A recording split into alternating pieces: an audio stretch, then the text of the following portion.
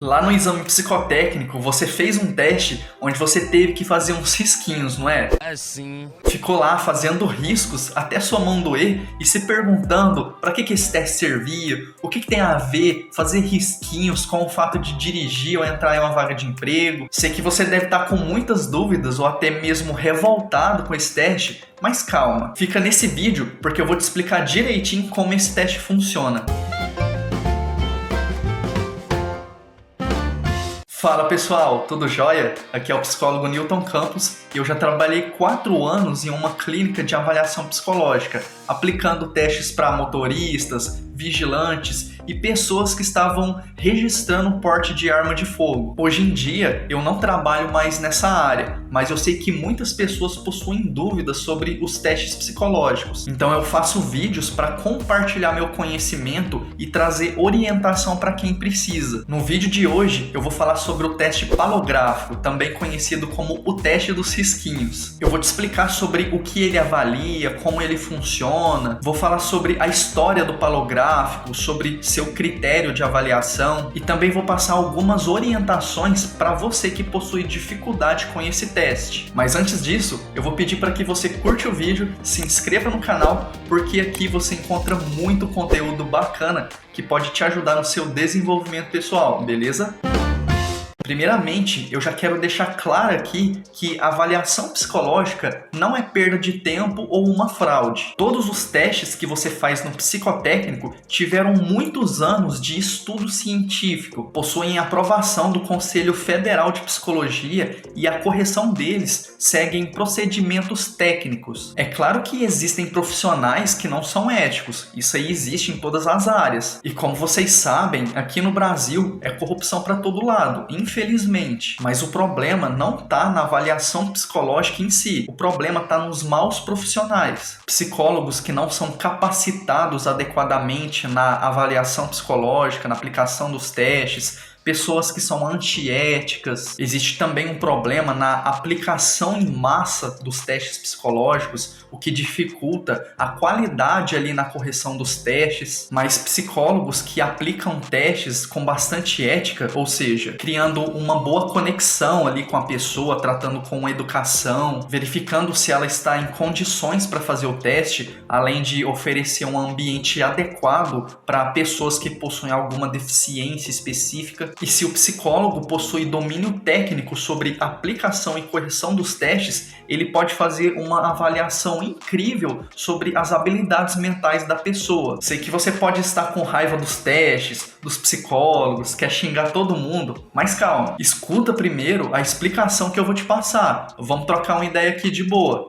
Tá bom. Bom, o teste palográfico é um instrumento de avaliação utilizado por psicólogos para avaliar alguns traços de personalidade, como produtividade, ritmo de trabalho, dinamismo, iniciativa, organização, agressividade e vários outros aspectos da personalidade humana. Mas como é que dá para avaliar o meu jeito de ser com esses risquinhos aí? Isso não tem lógica. É o seguinte, pessoal, o teste palográfico foi elaborado pelo psicólogo espanhol Salvador Escala Milá, do Instituto Psicotécnico de Barcelona, e sua fundamentação teórica foi baseada na grafologia, ou seja, um estudo sobre como a gente se expressa através da escrita. Para você ter uma ideia, o ser humano se expressa de várias formas, como a linguagem corporal, as expressões faciais, através da arte, da fala e também da escrita. Todas essas formas de expressão dizem algo de origem mais inconsciente, e o teste palográfico analisa exatamente esse aspecto. Os traços que você faz ali na folha expressam o seu jeito de ser de forma inconsciente. Através da escrita, a gente projeta formas simbólicas que expressam como a gente é internamente. Então, se você escreve com letras grandes, por exemplo, isso mostra um traço de personalidade. Se você escreve com letras pequenas e mais apagadas, isso mostra outro traço de personalidade. A nossa escrita é como se fosse uma impressão digital. A letra de cada pessoa é diferente. Você pode pegar uma assinatura de uma pessoa e tentar fazer igual, mas você não vai conseguir, porque aquela assinatura é única, como a personalidade de cada pessoa. Por isso isso que o teste é tão confiável. Por mais que a pessoa tente burlar, ela não vai conseguir, porque ninguém consegue ficar muito tempo tentando, se esforçando para fazer traços perfeitos, tentando mostrar algo que não faz parte dela. Logo, você começa a fazer riscos do seu próprio jeito. Ah, mas se esse teste funcionasse, não ia ter tanta gente maluca aí no trânsito. Uma fantasia que as pessoas criam sobre os testes é que eles deveriam prever o comportamento da pessoa que é avaliada. E o negócio não funciona assim não. O teste avalia o estado atual da pessoa. Um resultado antigo não vale para a situação atual, porque o nosso jeito de ser está mudando constantemente. É tipo fazer um exame de sangue, por exemplo. Você faz um exame hoje,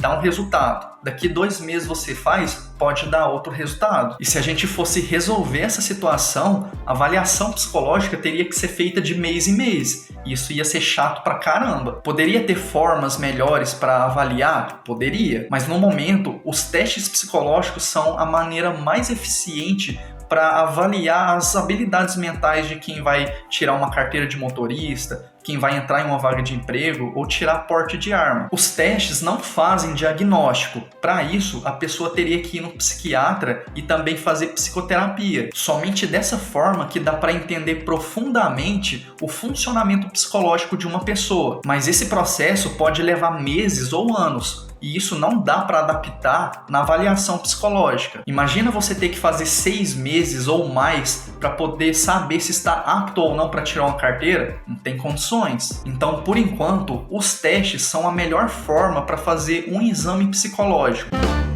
Mas enfim, nos anos 70, o teste palográfico foi trazido para o Brasil, onde sua divulgação e adaptação foram divulgados pelo professor de psicologia Agostinho Minuti, pela doutora em psicologia escolar Iraí Cristina Bocato e pelo mestre em avaliação psicológica Cristiano Esteves. O teste foi então reconhecido pelo Conselho Regional de Psicologia e começou a ser utilizado no processo seletivo de empresas, utilizado pela Polícia Federal para tirar porte de arma de fogo e pelo Detran para tirar carteira de motorista. O teste é feito da seguinte maneira: o psicólogo te entrega uma folha contendo um modelo, são 3 riscos em cima e um risco embaixo. E a tarefa é continuar fazendo riscos com lápis, tentando reproduzir aqueles do modelo, ou seja, tentar fazer do mesmo tamanho, da mesma distância, fazendo o mais rápido possível, mas também sem perder a qualidade. Quando a pessoa termina a linha, desce na linha de baixo e vai continuando fazendo os riscos. Em alguns momentos, o avaliador vai falar a palavra sinal, onde você vai fazer um tracinho horizontal e depois continuar normalmente os palos. O teste tem 2 etapas. Primeiro você vai fazer um treino, que dura 2 minutos e 30 segundos. E depois vem o teste real, que dura 5 minutos. O fato de doer a mão ou cansar durante o teste é totalmente normal, porque o esforço de ficar fazendo os palos durante 5 minutos cansa mesmo. E também tem o fato de que hoje em dia digitamos mais do que escrevemos. Então as nossas mãos estão desacostumadas a escrever. Depois que acabam esses 5 minutos, o avaliador te pede para contar os tracinhos. Então você vai contando os tracinhos um por um até chegar no sinal e escreve a quantidade que deu em cima dele. Na minha opinião, essa é a parte mais chata do teste. Eu lembro quando eu estava estudando palográfico lá na faculdade de psicologia, a professora passou as instruções do teste, né? E eu fui fazendo lá frenético. Terminei um lado de uma folha, virei no verso, continuei, deu até lá na metade da folha. Daí quando a professora falou que eu teria que contar aquilo tudo, eu pensei, putz, eu tô ferrado, cara, olha o tanto de risquinho que eu fiz. Se fodeu. Mas enfim, depois de aplicar esse teste em você, o psicólogo vai fazer a correção para ver quais foram os traços de personalidade que apareceram. A correção é dividida em 2 partes, a quantitativa e a qualitativa, onde o psicólogo se baseia em dados normativos para diminuir a subjetividade na interpretação dos dados. Cada característica dos tracinhos que você faz tem um significado, tipo o tamanho, a direção, a quantidade, a pressão que você faz no papel, tudo isso tem um significado. Existe uma tabela para correção desses tracinhos Então o psicólogo precisa medir cada palo, fazer uns cálculos, a correção é bem difícil mesmo. Eu não posso falar aqui detalhadamente sobre o que significa cada característica do palográfico, porque o Conselho Federal de Psicologia determinou lá no seu Código de Ética Profissional que nós psicólogos não podemos mostrar o teste em público e apresentar informações detalhadas sobre a correção do teste. Nesse vídeo aqui, eu tô indo até onde eu posso ir e vou continuar assim, porque eu não quero ser caçado e perder minha licença como psicólogo, tô de boa. Eu não assumo esse BO. Então, se você quer saber o que significa cada característica do palográfico, você vai ter que fazer a faculdade de psicologia, sinto muito. Voltando aqui para a explicação, eu acredito que seria necessário que o psicólogo tivesse especialização em avaliação psicológica, para que ele possa ter domínio sobre o teste, para que ele possa interpretar corretamente a personalidade que foi expressada ali no teste. Além disso, ele sempre deve aplicar outro teste de personalidade junto com o palográfico, porque ele precisa comparar o resultado que deu no palográfico com o resultado de um outro teste, para ver se aquelas informações, aquelas características batem mesmo. O resultado do palográfico por si só não deve ser fator determinante para uma aprovação ou uma reprovação. Por exemplo, se no palográfico apresentou uma característica de agressividade, é muito importante que o psicólogo aplique outro teste para ver se vai apresentar agressividade também. Mas enfim, depois que o psicólogo termina de corrigir o palográfico e todos os outros testes da avaliação psicológica, o procedimento correto é ele te passar a devolutiva, ou seja, te chamar individualmente e te falar qual foi o resultado que você teve nos testes. Quando eu trabalhava com a avaliação psicológica, eu fazia isso. Eu chamava o candidato e falava: ô fulano, aqui nesse teste você teve um desempenho dentro da média, nesse outro teste aqui também, agora nesse outro teste seu desempenho ficou abaixo. Aí eu explicava, falava qual que foi o motivo da reprovação. Eu vejo muitas pessoas comentando aqui no canal que isso não acontece, que elas foram lá fazer os testes psicológicos e o psicólogo foi grosso, não tratou com respeito e também não passou a devolutiva. E eu fico extremamente decepcionado com meus colegas psicólogos, porque a devolutiva é uma obrigação da nossa atividade profissional. A devolutiva é um direito de quem é avaliado. E se você não recebeu a devolutiva e quer saber o resultado aí da sua avaliação, exija lá na clínica que você fez o exame. Você tem esse direito. Tá lá na resolução 06 de 2019 do CFP.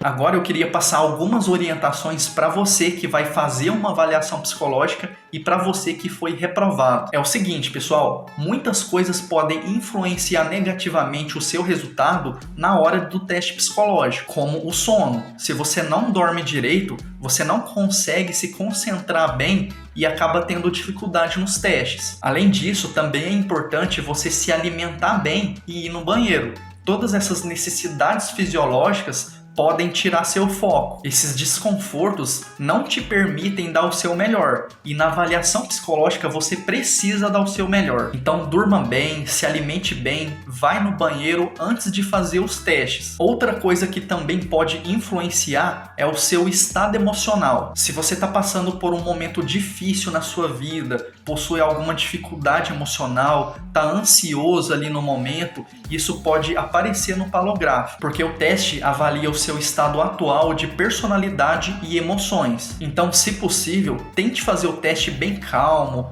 tenta controlar a ansiedade, não se preocupa se na sala tem muitas pessoas, vai bem tranquilo lá para fazer o teste. Aqui no canal tem vários vídeos onde eu passo dicas de como controlar as emoções, depois dá uma procurada aí. Você pode também participar do treinamento que eu desenvolvi para controle de ansiedade. Eu ensino várias técnicas que podem te ajudar. Se você quer conhecer mais sobre esse treinamento, basta acessar o link que está aí na descrição. E minha última orientação que eu tenho para você é que você não faça o teste com dúvidas. Se você não entendeu a orientação que o psicólogo te passou, pergunte. E que se dane se ele está com a cara ruim, com a cara fechada. O importante é que você pergunte, que você tire suas dúvidas. Não se importe com a opinião dele, porque isso pode evitar muitos erros desnecessários e te fazer ficar prejudicado na hora do teste, beleza? Então, esse foi o vídeo. vídeo, pessoal. Acabei de explicar aqui para vocês sobre o teste palográfico. Espero que vocês tenham gostado. Se você quer que eu fale sobre um outro teste psicológico,